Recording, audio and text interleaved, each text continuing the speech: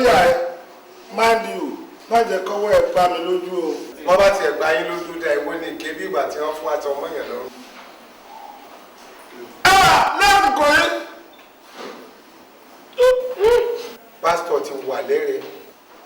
ọkọ àtìyàwó ti wà ní ìrẹ́pọ̀ bọ̀ẹ́ ṣé tí mi dúró. ó dúró dédé. ọmú ìyá mi. ó wà pa. ọmọ ìyá rẹ ti kọ́ ẹ̀ mọ́ tán. màá béèrè lọ́wọ́ ẹ o. èmi náà dẹ̀ fún yín. báyìí ọkọ àtìyàwó arípẹ́ àwọn méjèèjì wọ́n ní ìfẹ́ ara wọn ṣùgbọ́n ẹ̀yin kò mọ̀. bíbélì ní ẹ wádìí ohun gbogbo dájú kí a sì di èyí tí í ṣe òtítọ́ mú.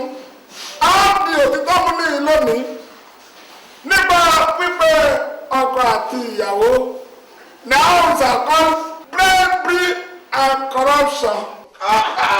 ẹ mọ́ bá wa lójú jẹ́ ṣé ìbólẹ̀ sọ ohun bedroom and bread and bedroom. Okay, bridegroom and the grooms.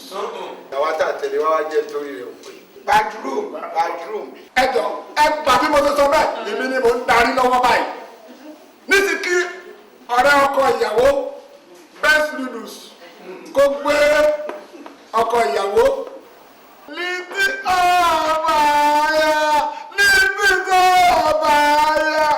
yóò gbé ọkọ ìyàwó sókè láti fi ẹnu kó ìyàwó ẹ̀ lẹ́nu ìdí ṣe àmì ìfẹ́ ẹnu kó ẹnu báyìí. kí ni ọ̀fẹ́ fòkàn pé lẹ̀ kọ́ bá sí ìrànlọ́wọ́ kúnlẹ̀ díẹ̀ ìwọ kúnlẹ̀ wọ́dà ojú. ẹlẹ́sìn ilé ẹ̀rù tó lè yé ju pé òkúta mú gbé o. àwọn náà máa fojú kéré wọn rárá kéré ní ẹ̀dọ́ rẹ̀ yìí. àbájọ wọn sọ náà pé wọn súnkì. wíwo tó bẹ́ẹ̀ ni.